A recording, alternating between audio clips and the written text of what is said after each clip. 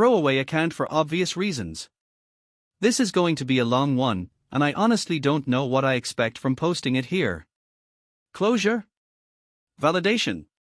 Maybe just somewhere to get this off my chest because the people I trusted most have become strangers, or worse. I, 38M, was married to my wife, Emma, 36F, for 12 years. We met in college. She was this sharp, outspoken, ambitious woman who always got what she wanted. People loved her confidence. I did too, until I realized that confidence had mutated into cruelty.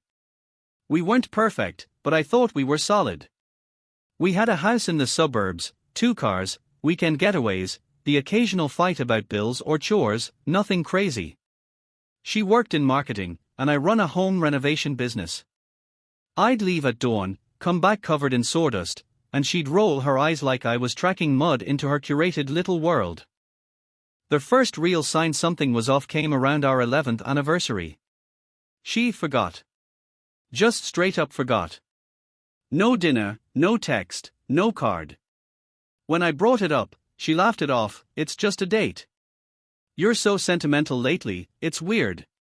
Then came the gym obsession. She'd never been into fitness before, but suddenly she was at the gym 5 nights a week. Her phone was always face down. Passwords changed. She picked fights before date nights just to storm out and clear her head. I chalked it up to stress, or maybe a phase. Hell, I even bought her a new pair of running shoes to be supportive. Looking back, I should have shoved them into the trash. Then came the lies, small ones at first. She said she was going to visit her sister for a weekend. Her sister posted Instagram stories from a winery in another state, alone. I asked Emma about it, and she snapped, "Why are you stalking my family?" That's controlling. Controlling. That became her favorite word anytime I asked questions.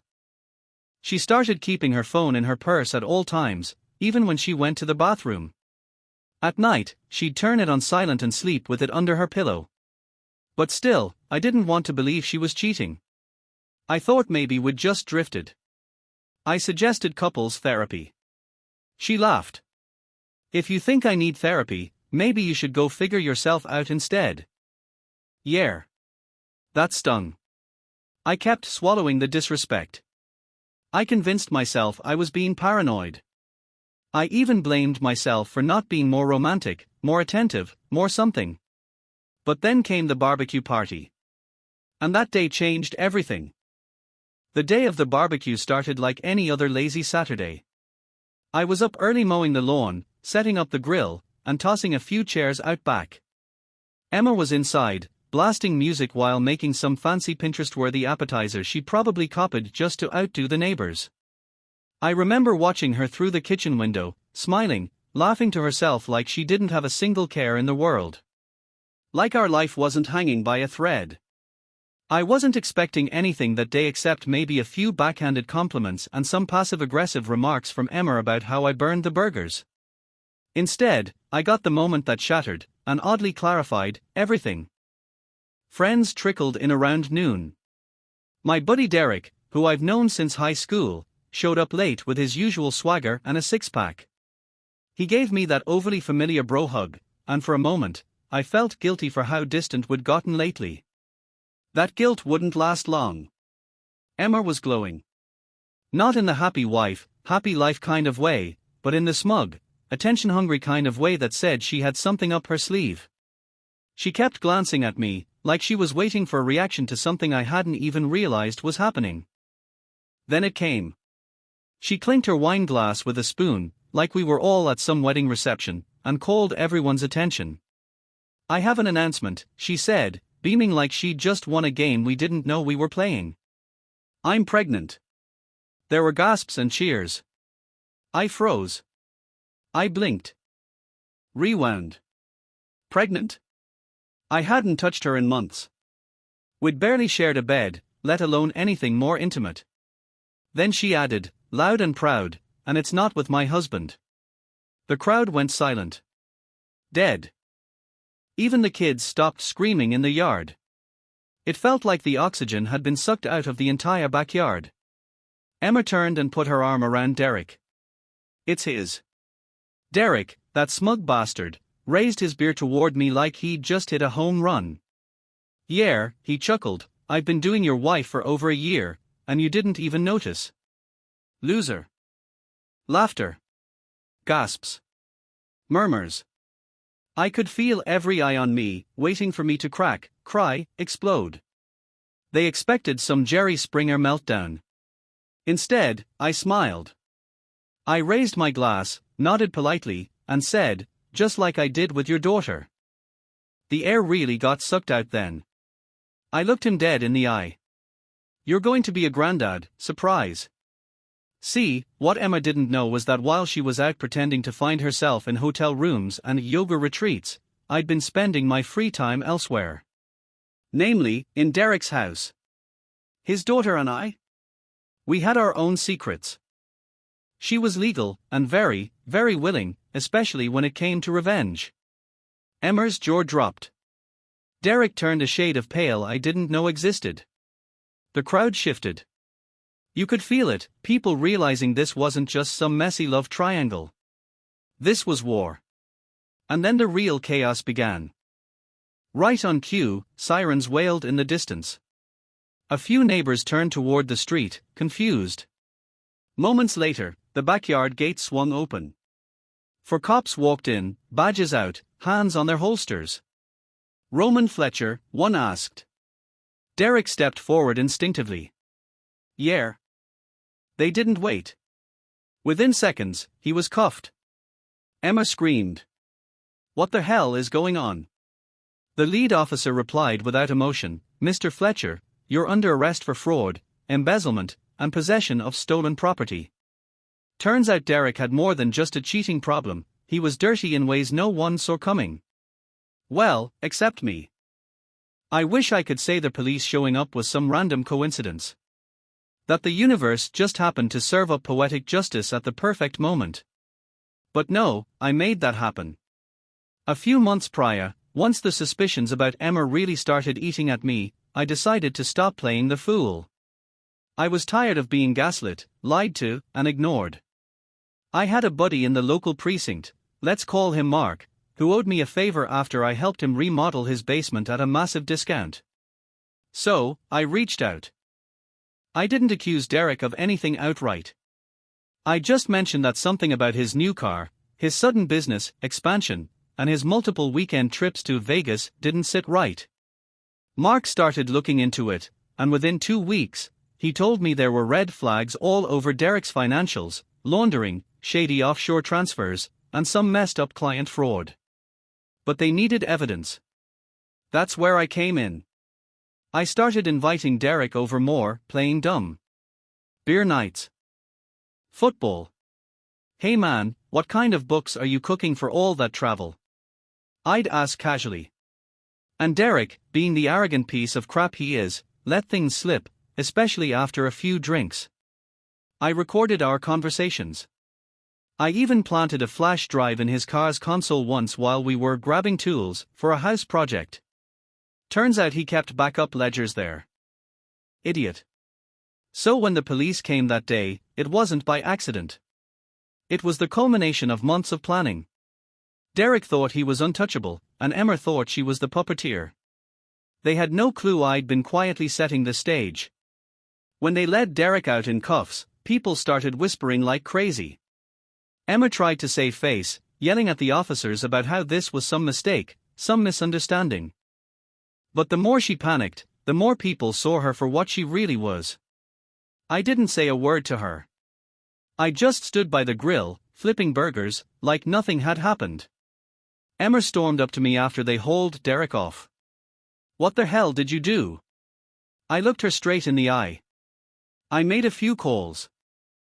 You ruined everything. I shrugged.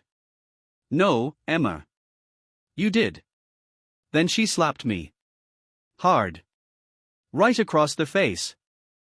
It stung, not because of the pain, but because even now, in public, after all her lies had just been exposed, she still thought she could control the narrative. I didn't react. I didn't need to. Everyone had already seen who she was. She tried to gather what little pride she had left and stormed back inside the house. A few guests made awkward excuses and left. Some stayed, looking stunned. Others smiled at me. One neighbor, sweet old Kathy from 2 doors down, came over, gave me a plate of brownies, and said, "Good for you, son." Took a lot of guts to stand there like that. I thanked her, but inside I felt like a hollow shell. The adrenaline wore off, and all I could feel was numbness. That's when it really hit me. This wasn't just about cheating. It was about betrayal, yes, but also humiliation. About years of being dismissed. About how I'd become a stranger in my own home. I sat down under the gazebo while guests slowly left. My hands were shaking. I'd played my part, executed my plan, but what now? The enemy had been exposed, sure, but the war had left me wounded in ways I hadn't even begun to understand. And Emma wasn't done yet. Not by a long shot. The house was a mess after the barbecue, not just physically, but emotionally. The place reeked of tension, broken trust, and leftover bratwurst. Emma had locked herself in the bedroom. I didn't bother going up. I couldn't. I needed space, and silence. That night, I slept on the couch. Didn't even try to get comfortable. I just laid there, staring at the ceiling, running everything over in my head like a movie on loop. The crowd's reaction. Derek's face when I told him about his daughter. Emma's slap. The sirens. The handcuffs. The stunned silence. It didn't feel real. It felt staged, like some twisted social experiment. Around 2 a.m., I finally heard movement upstairs. Emma came down in a hoodie and slippers, mascara still streaked down her face like war paint. She stood at the foot of the stairs, arms crossed, lips tight. "I can't believe you did that," she said, voice barely above a whisper. "Really?" I replied, not even looking at her. "That's your angle? You're the victim." She walked closer, still playing the fragile routine. "You embarrassed me in front of everyone I know. My boss was there. My coworkers. You humiliated me." I finally sat up, laughed bitterly. "I humiliated you? You publicly announced your affair. Carried his child. Called me a loser in front of our neighbors. And I'm the one who crossed the line." She rolled her eyes, voice sharpening. "You planned this. You had the cops come. You slept with Derek's daughter, she's 19, for God's sake. She's legal. And guess what? She actually respected me more than you ever did. That kid treated me better in a few weeks than you did in the last 5 years." Emma went silent for a second. Her mouth opened, then closed. She didn't know what to say. "I was unhappy, okay," she finally muttered. "You stopped trying. You got boring. You weren't ambitious. Derek made me feel wanted. Like a woman. Right. And instead of talking to me, you lied, cheated, and acted like I was the dead weight in your perfect little life." I expected her to cry. To yell. Maybe even storm off. Instead, she said something that chilled me. "I'm going to ruin you." She didn't shout it. She whispered it, calm and cold like she was stating a fact. "I'm going to take everything. The house. Your business. I'll tell everyone you groomed his daughter. You want to play games, fine. You don't know who you're dealing with." And just like that, she turned and walked back upstairs. That's when I knew, this wasn't just a marriage ending. It was a declaration of war. So, I poured myself a drink, pulled out my laptop, and got to work. Because she was right about one thing. She didn't know who she was dealing with either. The next morning, I woke up to find Emma already gone. Her side of the bed was cold, no surprise there.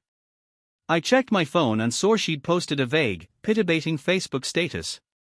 "After everything I've sacrificed, to be betrayed like this, it's a pain I wouldn't wish on anyone. But I will rise." Already playing the victim card. It hadn't even been 12 hours since she threatened to ruin my life, and she was already spinning the narrative. I didn't comment. I didn't respond. Let her build her little sympathy army, I had bigger plans. First step, legal protection. I called my lawyer, a guy named Brent who'd helped me sort out a nasty subcontractor dispute a couple of years ago. I gave him a brief rundown of what happened, he didn't even flinch. She's going to come after your business next, Brent warned. Lock it down. Digitally. Financially. Every way possible. So that's what I did. I changed passwords, moved money, made sure every contract and transaction was airtight and traceable. My business wasn't massive, but it was clean. I made damn sure of that. Next step, gather evidence. Emma had no clue how much I'd already collected: texts, emails, photos, and yes, a full backup of her phone from when she carelessly synced it to our shared iCloud 2 years ago. I had everything from hotel receipts with Derek's name to late-night conversations with her sister trashing me for being too soft to cheat back. But what really sealed the deal was the voice memo. A 9-minute clip of her and Derek in our living room, laughing about how dumb I was. "He thinks I'm on a juice cleanse," she giggled. "Meanwhile I'm getting all the protein I need." Derek laughed like a cartoon villain. That was going to be gold in court. A few days later, the divorce papers came, served to me at work, no less. Classy. Emma listed me as emotionally abusive and neglectful. Claimed I'd been unstable and possibly predatory toward younger women. She even mentioned Derek's daughter. That's when I knew she was trying to set me up for more than financial ruin. She wanted to destroy my reputation. I didn't blink. I filed a counterclaim within 48 hours, with my lawyer attaching all the supplemental material I'd collected.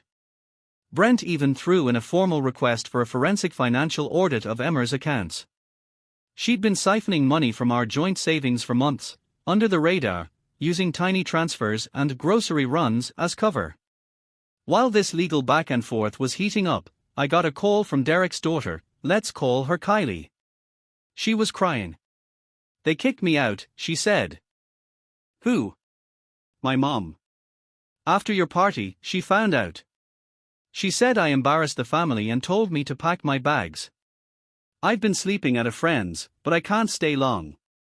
I paused. Kylie wasn't just some side character in this story. She'd become an unexpected casualty in this mess, and partly because of me. "You can stay at my guest house," I told her. "You'll be safe there. No pressure. Just until you figure things out." She hesitated. "Are you sure?" "Positive." Emma wanted a war? Fine.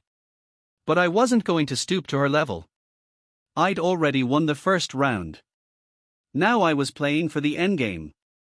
And I wasn't done yet. Kylie moved into the guesthouse 2 days after that phone call. It was a modest space, converted garage, small kitchenette, queen-sized bed, full bathroom. Nothing fancy, but clean, quiet, and more importantly, safe. She showed up with 2 duffel bags, swollen eyes, and that hollow expression I'd started seeing in the mirror lately. I didn't ask too many questions. Just gave her the keys, showed her the heating controls, and said, "You don't owe me anything. Stay as long as you need." She nodded, then broke down crying in the doorway. I didn't hug her. I didn't comfort her. Not because I didn't care, but because I knew better. Sometimes people need space more than a shoulder. The next couple of days were quiet. Emma was out of the house most of the time, meeting with her lawyer, probably trying to dig up dirt on me. Our communication was reduced to email and venom-laced texts. "You manipulated a child. You're pathetic and disgusting. Everyone sees it. I'll make sure you never see a dime from this divorce." I didn't respond. But each time she sent one of those poisongrams, I forwarded it directly to Brent. He was building a case so airtight even Emma's crocodile tears wouldn't save her. Meanwhile, I spent a lot of time working late. Or pretending to. In reality, I was driving around at night, thinking. Processing. trying to put together who I was now that everything I thought I had was gone. One night I came home to see Kylie sitting on the back porch steps, wrapped in a blanket, sipping tea. "You okay?" I asked. She looked up. "No. But I will be." We sat in silence for a while. Then she spoke again. "I didn't do it to hurt you. With Derek, I mean. He's not a good person." "I figured," I said. "I was angry at him, and your wife. And honestly, I just wanted to feel like I was in control for once." I nodded. "We all do things we regret when we're cornered." There was another long pause before she said, "Do you regret me?" That one caught me off guard. "No," I said, truthfully. "You showed me the truth when everyone else was lying."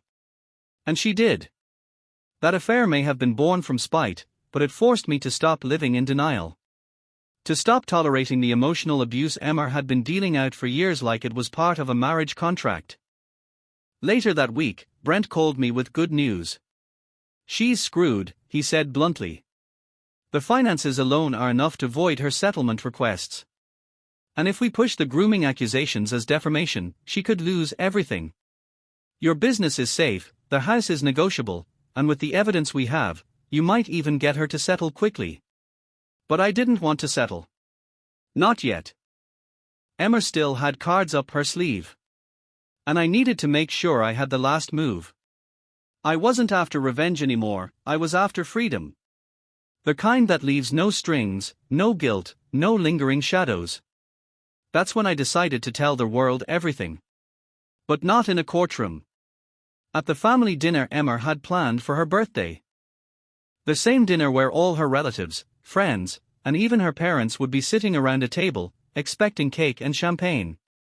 They were going to get something else entirely. Emma had always made a big deal out of her birthday.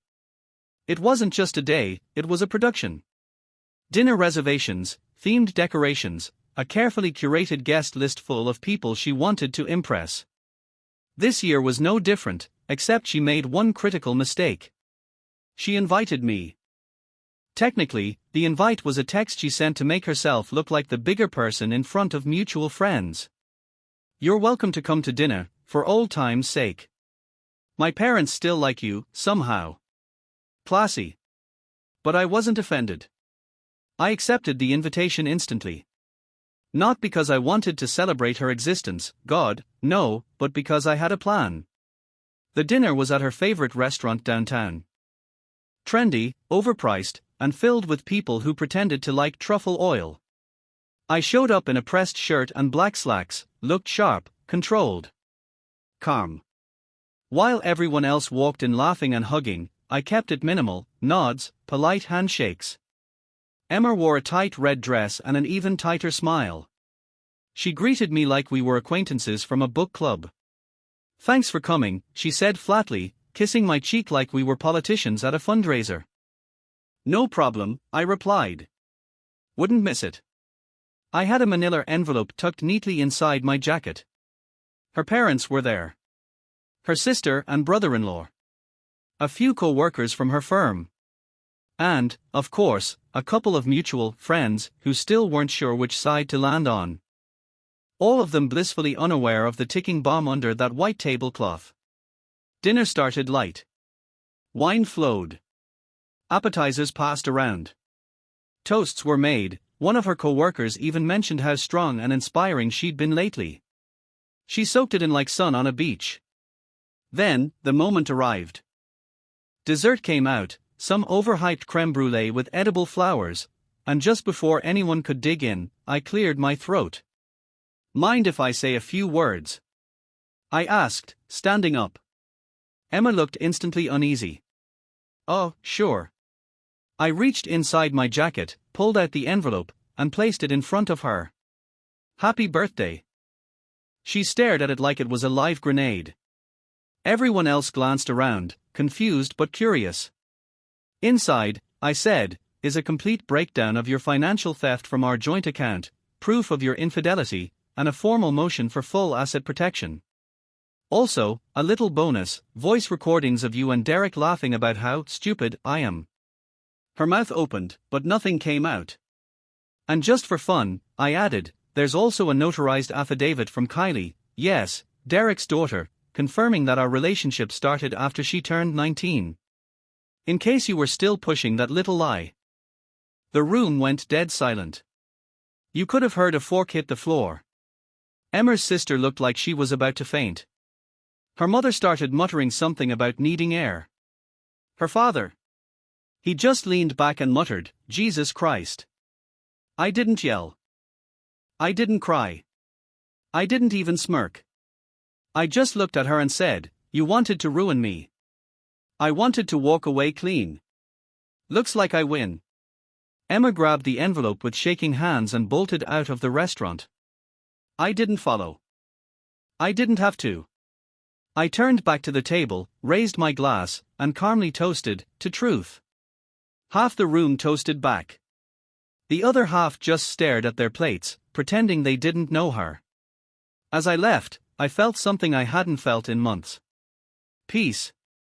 But peace wouldn't last long. Because Emma wasn't done yet. And the next thing she did. It nearly cost me everything. I should have known she wouldn't go quietly. Emma wasn't the type to lose gracefully. She didn't just want to win, she wanted scorched earth. So when I dropped that envelope at her birthday dinner, I knew retaliation was coming. I just didn't know how fast, or how low she'd go. 2 days later, I got served again. Not divorce papers this time, a restraining order. Apparently, Emma was claiming that I had become emotionally unstable, violent, and threatening. That I had manipulated a young girl into a sexual relationship. That she feared for her safety and needed protection. She filed the report the morning after the dinner. I stood there in my driveway, holding the papers in my hand, feeling the kind of anger that doesn't shout, it simmers. I wasn't just being framed, I was being erased. She wanted me labeled as dangerous. As a predator. She was willing to destroy my reputation, my business, and my freedom to win a personal war she started with her own betrayal. I called Brent immediately. He didn't sound surprised. She's playing the long game, he said. She wants you unstable. If she can make you look volatile, she gets everything, house, assets, public sympathy. Hell, even your tool shed if she wanted. But we have the evidence, I argued. We do. But this isn't about truth anymore. It's about perception. And right now, she's stacking perception against you. I could feel the noose tightening. Clients started pulling out of jobs. My accountant flagged suspicious inquiries into my business finances.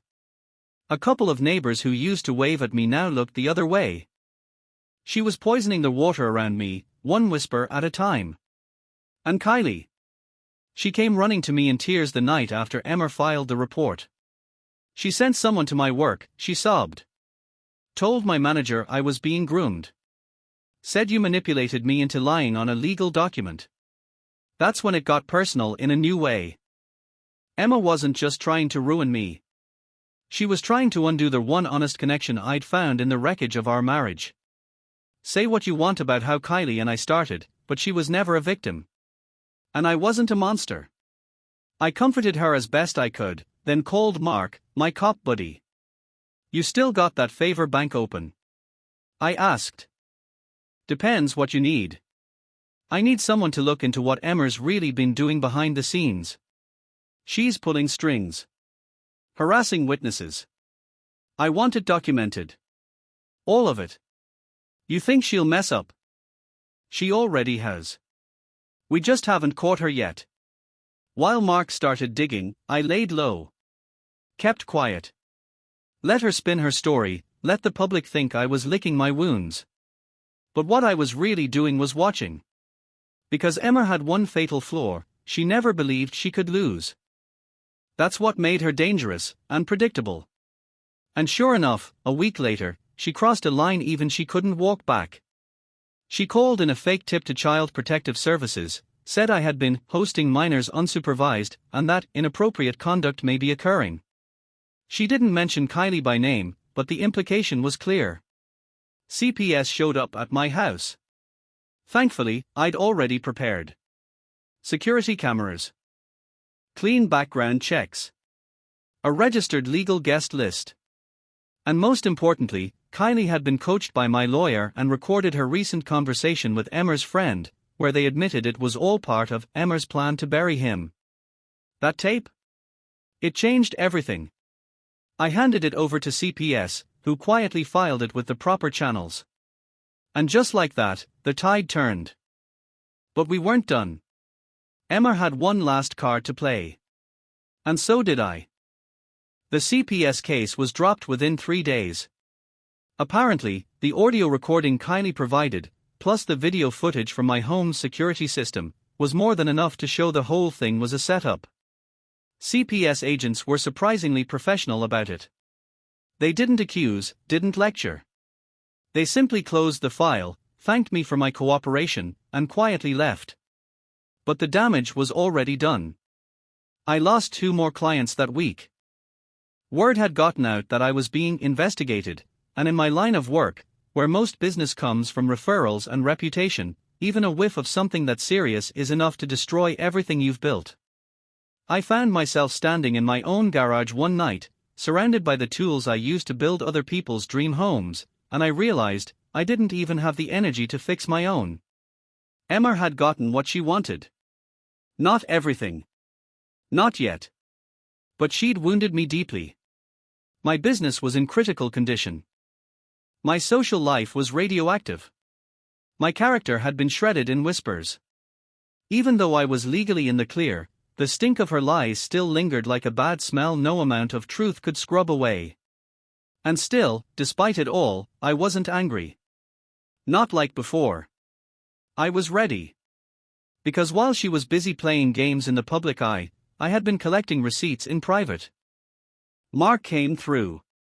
He dug up more than I could have imagined.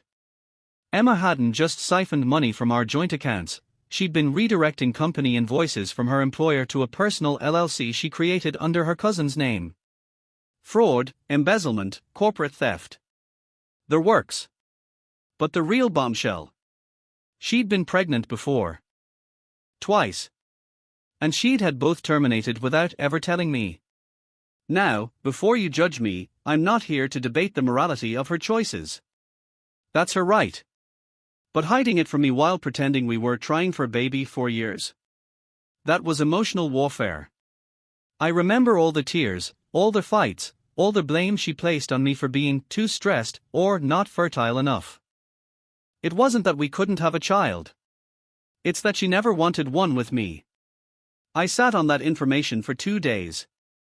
I didn't know what to do with it. What was the end goal anymore? Was it revenge? Closure? A final show of strength? Then Kylie gave me an idea. You should tell the truth, she said. Not to her. Not to a judge. To everyone. Publicly. I scoffed. You want me to make a scene? No. I want you to end the play. Let them see who she really is. And that's when I made a decision. I put together everything, every message, voice memo, bank record, audio file, medical statement, even her social media DMs where she talked about how she was just waiting for him to crack so I can take everything. I created a digital folder titled The Real Emmer, Unfiltered. And then, I sent it out. To everyone. Her boss. Her parents. Her friends. Every coworker. Every shared acquaintance. Even the country club email list she thought was her ticket to elite status. No commentary. No captions. Just the truth. Raw, organized, undeniable. And then? I walked away. No message. No gloating. Just silence. The next 48 hours would be chaos. But not my chaos. Hers. I expected fallout, sure. Some angry texts. Maybe a panicked call or two. What I got was a front row seat to the most beautifully controlled demolition I've ever seen, and I didn't have to lift a single finger once the truth was out. The first cracks appeared less than an hour after I hit send. My phone didn't blow up like I expected, it vibrated, once, with a single message from her boss. "We'll be in touch. Thank you for the clarification." That was it. No drama. No questions. Just ice. A few hours later, Kylie came running into their house, laughing so hard she couldn't breathe. She held up her phone and showed me screenshots of the group chat Emmer's work friends used behind her back. Turns out she wasn't nearly as beloved at the office as she thought. One of them had forwarded the entire "Real Emmer" folder with the caption, "And here I thought my ex was toxic." That's when the dominoes really started to fall. Her parents were the next to reach out, not to me, but to her. Emma showed up at their house later that night, only to be turned away at the door. Her mother apparently screamed, "You lied to us for years," while her dad said, "I defended you to that man. Now I see I was defending a fraud." Her friends started blocking her. Her cousin, the one whose name she used to funnel stolen company money, publicly posted on Facebook that he was unaware and victimized, and would be cooperating fully with law enforcement. By the next morning, Emmer was trending locally. Somebody, definitely not me, probably, had anonymously leaked a few of the Tamer files to a relationship subreddit, and her name had been scrubbed from her company's website by noon. She called me once. I didn't answer. Then she texted, "You're evil." I didn't reply. Later she tried. "I was just hurt. You pushed me away. You made me feel invisible." Still nothing from me. And finally, "Please. Let's just talk." That one, I screenshot and sent to Brent. "Document everything," I told him. "I want no loopholes, no weak points." She's not getting near me ever again. Meanwhile, my business started recovering in the weirdest way. People who had ghosted me weeks ago started messaging back with apologies. One client, a middle-aged woman I'd worked for last spring, even said, "Your ex tried to paint you as a monster." Glad to see the receipts told the real story. I didn't expect the public to pick sides. But truth, raw truth, has power. And it's hard to ignore. Kylie, meanwhile, started smiling again. I noticed her sleeping better. Laughing more. She even brought home a puppy from a shelter one weekend, said the place reminded her of us, damaged but still deserving of love. I wasn't sure where things were going between us. I still don't. But I knew one thing. Emma was finished. Not just legally. Not just socially. Spiritually. She'd burned every bridge, lied to every soul, manipulated every relationship she ever had, and in the end, she stood on the ashes alone. But then came the twist I didn't see coming. One final email. From Derek. Subject line, "We need to talk." It's about the baby. I stared at the subject line of Derek's email for a solid 5 minutes. We need to talk. It's about the baby. At first, I thought it was a joke. Some pathetic attempt to stay relevant after being arrested, charged, and publicly humiliated. But curiosity got the better of me, and I opened it. His message was short. "Emmer's been lying to both of us. The baby isn't mine. I found the paternity test she hid in her car before she disappeared. It's someone else's. Call me." I didn't. Instead, I forwarded the email to Brent. We ran a background check on the lab listed in the metadata of the file Derek attached. It was legit. The test had been conducted months ago. It clearly stated, 0% probability of paternity. The alleged father. Not listed. I sat back in my office chair, stunned. Emma had torched her marriage, her reputation, and her sanity for a baby that didn't even belong to her true love. I almost felt bad for Derek, almost. But then I remembered how he raised a toast at my expense at that barbecue, grinning like he won some prize. I didn't call him back. He had made his choices. But this raised a bigger question: whose baby was it? I wasn't about to go digging further. I'd already won my war.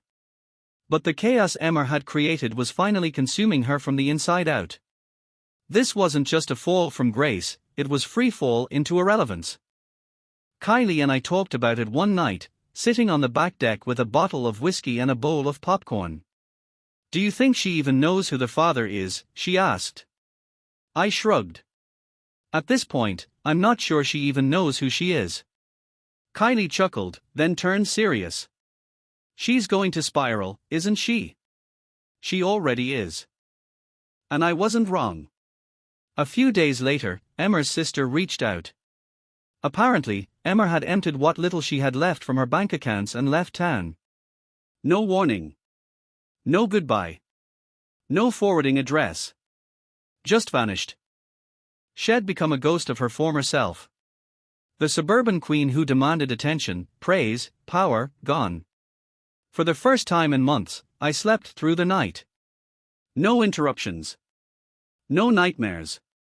Just peace.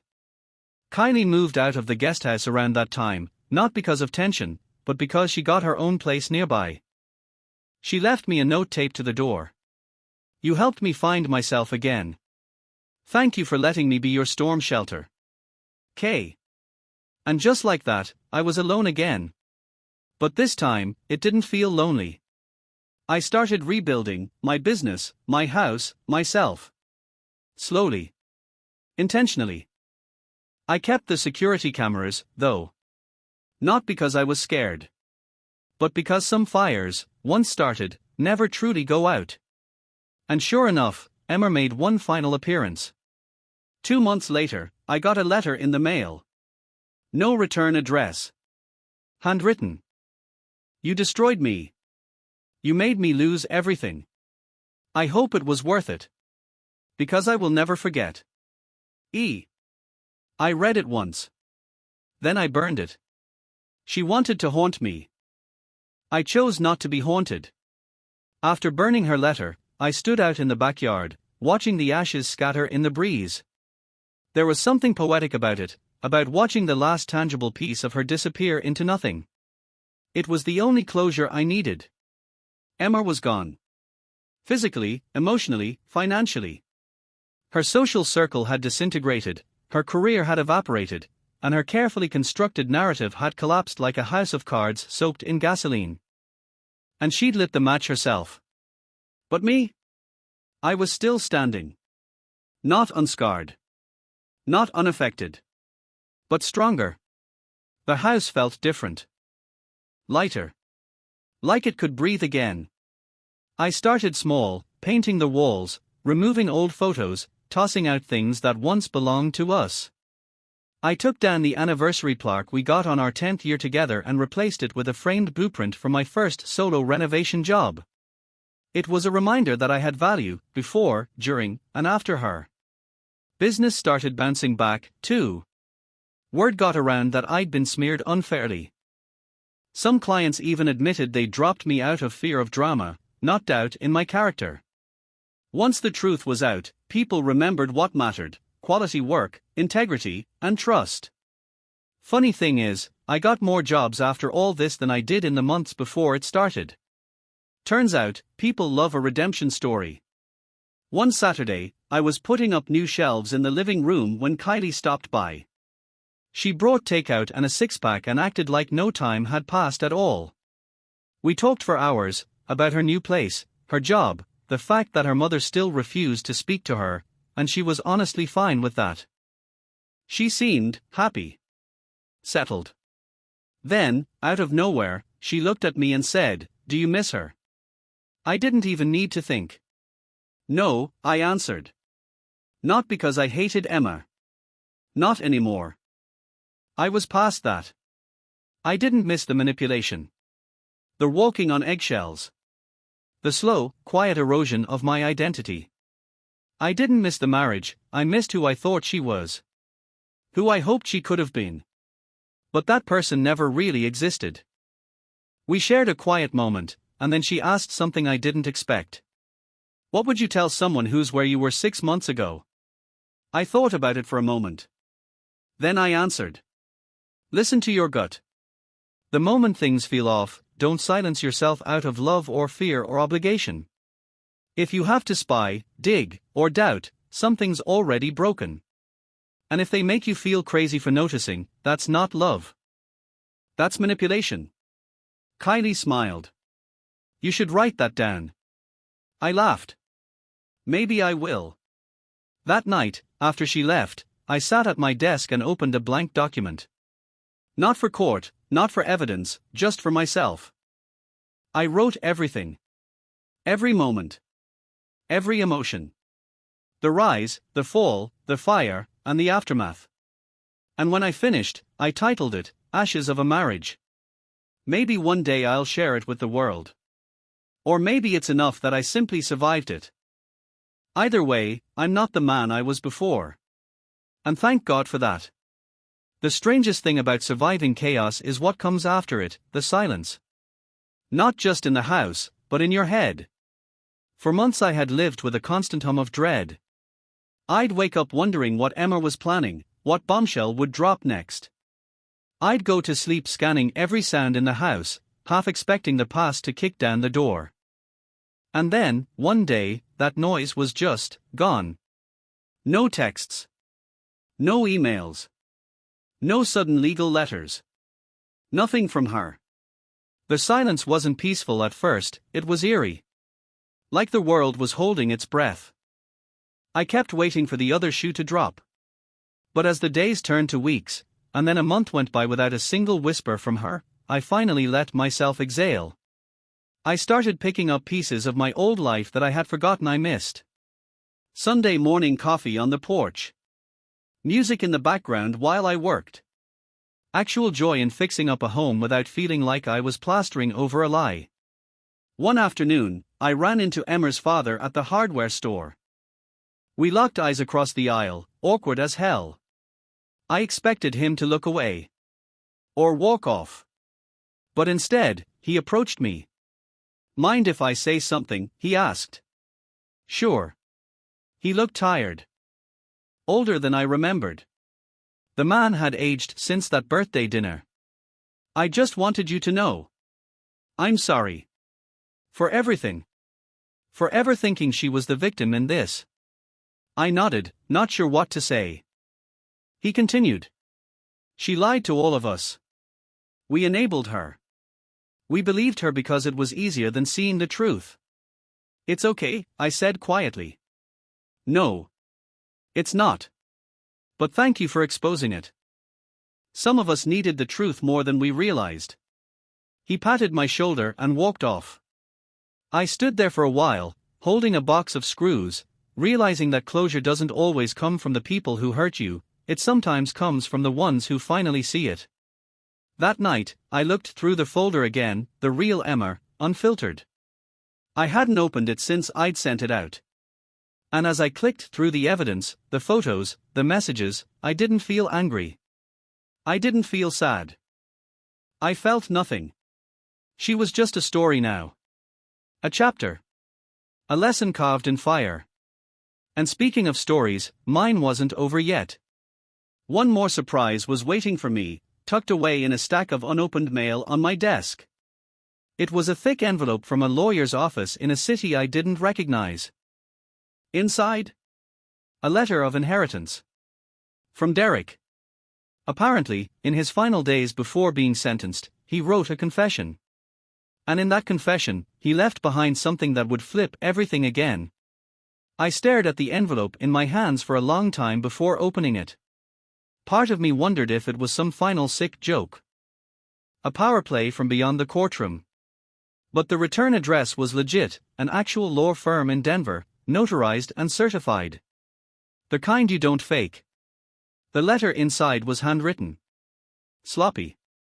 Like it had been scribbled under stress or maybe guilt. I unfolded the paper and immediately saw the signature at the bottom, Derek Fletcher. If you're reading this, it means my attorney followed through like I asked.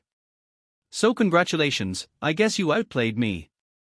Truth is, I always hated you a little. You were too damn perfect, even when you didn't try to be. Guys like me, we find ways to tear that down. Because if we can't be you, we might as well destroy you. But here's the real kicker, Emma lied to me, too. After everything we did to you, she turned around and did it again. While I was being dragged through court, she was sleeping with someone else. Another one of your friends, actually. I won't name him. Not because I want to protect him, but because you already know who it is. I saw your reaction at the party. You always knew. He went on, ranting about Emma's manipulation, how she played him just like she played me. But the final paragraph stopped me cold. There's an account. Offshore. Set up in her name, but funded with stolen client money she laundered through my business. I couldn't touch it, legally, but you can. Everything is traceable back to her. I've included the access code. Do with it what you will. Consider it payback. Or maybe just my way of saying, you were right. Enclosed was a USB drive and a separate sheet with account info, dates, passwords, everything. I handed it to Brent that afternoon. He ran it through his firm's financial crimes division. Within 24 hours, they confirmed it, nearly $380,000 sitting in an account Emma thought was invisible. Dirty money, connected to multiple fraudulent transactions and traceable emails where she bragged to Derek about finally having her own empire. I had her. Again. But this time, I didn't blow it up. No big reveal. No email blast. No scene. I sent the file to her former employer's legal department, CC'd the authorities, and left it at that. She disappeared again shortly after that. I don't know where she is now. I don't care. The world is small when you're a thief with no friends and a trail of broken lives behind you. What mattered was that justice, in its slow, relentless way, caught up. For the first time in years, I wasn't angry. I wasn't sad. I was free. I stood on my porch that night, a bourbon in hand, the quiet hum of crickets in the background, and I finally smiled, not out of revenge, not out of pride, but peace. I had made it through the fire. And the ashes no longer burned. But there was one final thing I needed to do before I could truly let go. I had to say goodbye. It had been over a year since the barbecue. A year since Emma detonated the life we'd built together. Since Derek raised his beer in mockery. Since I smiled and raised my glass right back, not knowing how deep the rabbit hole would go. 12 months of chaos, heartbreak, and hard-won clarity. I didn't plan a symbolic goodbye. I didn't want some dramatic ritual. But on a chilly fall morning, I found myself driving toward the lake just outside town, the same one Emma and I used to visit when we were still playing house. I brought one thing with me, a box. Inside were the final remnants of that life. Our wedding photo. A set of engraved champagne flutes from our first anniversary. A love note she'd written years ago that said, "No matter what, you'll always be my home." The irony stung, but it didn't cripple me like it used to. I sat at the edge of the dock, opened the box, and took a deep breath. I pulled out the photo first. We were smiling. Holding hands. Looking like a couple who had it all. But now, I saw it differently. I saw the man in the photo who ignored the warning signs. Who excused her coldness. Who worked his ass off trying to fix something she never intended to keep. I didn't hate him. I just pitied him. Piece by piece, I dropped the contents into the lake. Watched them sink slowly, vanishing into the murky water like ghosts being laid to rest. When the box was empty, I stood there for a moment, letting the wind carry away whatever fragments of pain still clung to me. Then I turned around and walked away. No music. No tears. Just footsteps on wood and the quiet satisfaction of finality. These days, business is booming again. I've expanded. Hired 2 more guys. Built a small office next to their workshop. I even started writing. Not a book, not yet. Just thoughts. Lessons. Pieces of the man I had to become. Kylie and I? We still talk. Sometimes we grab dinner, sometimes we don't speak for weeks. There's no pressure. No expectation. Just respect, and a strange kind of understanding you only earn through fire. As for Emma? I've heard whispers. She moved down south. Tried to change her name. Word is, she's burned through what little she had left. Some people never learn. But that's not my concern anymore. I don't check her socials. I don't wonder what could have been. I don't miss her. I'm not the man she broke. I'm the man who rebuilt himself from the wreckage. And if you're reading this, if you're in the thick of it, thinking the pain won't end, listen. It does. You just have to walk through the fire. Let it burn away the lies, the denial, the version of yourself that's settled. What's left is you. And that's enough.